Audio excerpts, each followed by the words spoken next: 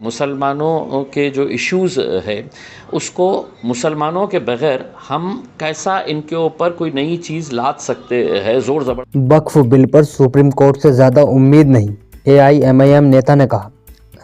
इम्तियाज़ जलील साहब ने इस पर एक बड़ी नाराज़गी जताई है।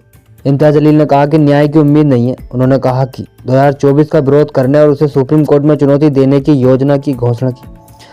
उन्होंने सेवानिवृत्ति के बाद लाभ मांगने वाले न्यायाधीशों की आलोचना की। भाजपा के बहुमत के लिए महत्वपूर्ण आंध्र प्रदेश और बिहार के मुख्यमंत्री के समर्थन पर भी उन्होंने कहा।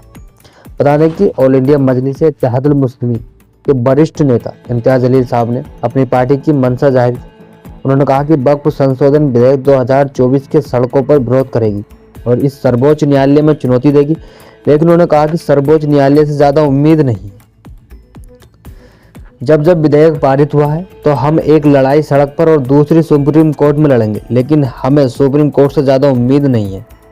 उन्होंने कहा कि यदि कुछ न्यायाधीश NHRC राष्ट्रीय मानवाधिकार आयोग के अध्यक्ष बनना चाहते हैं या सेवा के बाद राज्यसभा सीट चाहते हैं तो न्याय नहीं होगा।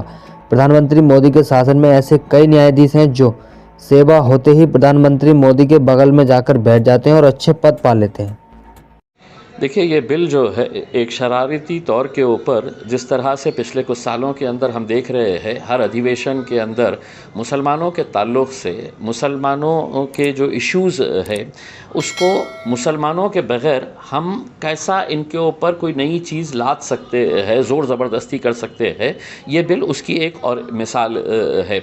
हमने आज के दिन जो देश के माइनॉरिटी अफेयर्स मिनिस्टर है किरण रिजिजू साहब, इनका भाषण हमने सुना कि ये बिल हम क्यों ला रहे हैं, तो उन्होंने किस तरीके से मिसलीडिंग और मिस्चीवियस तरीके से देश को गुमराह करने की कोशिश की, उसकी कुछ मिसालें अगर देना है तो मैं आपको ये बता सकता हूँ कि उन्होंने कहा कि हम इसके अंदर शिया का एक मेंबर रखना चाह रहे हैं, बोहरी समाज का एक मेंबर रखना चाह रहे हैं, महिलाओं का एक मेंबर रखना चाह रहे हैं। उन्हें इतना ज्ञान नहीं है कि पहले से ही ये कानून है कि वक्फ बोर्ड के अंदर शिया का मेंबर होता है और है। इम्तियाज़ जलील ने कहा कि आंध्र प्रदेश और बिहार के मुख्यमंत्री क्रम से चंद्रबाबू नायडू और नीतीश कुमार पर भी निशाना साधा, जिनकी तेलुगु देशम पार्टी और जनता दल यूनाइटेड भारतीय जनता पार्टी के पक्ष में है।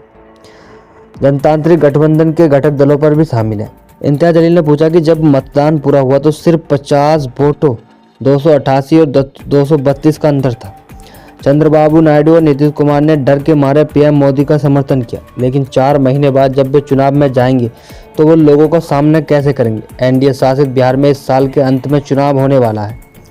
भाजपा के लिए नायडू और नीतीश कुमार का समर्थन विधेयक को लोकसभा में कराने में महत्वपूर्ण है, क्योंकि अपने कार्यकाल के पहले दोनों कार्यकालों के विपरीत भगवा पार्टी के पास सदन में अपना बहुमत नहीं है। मुस्लिम संगठन दोनों नेताओं पर विधेयक का समर्थन न करने का दबाव बना रहे थे, क्योंकि समुदाय के उनके दलों का समर्थन है।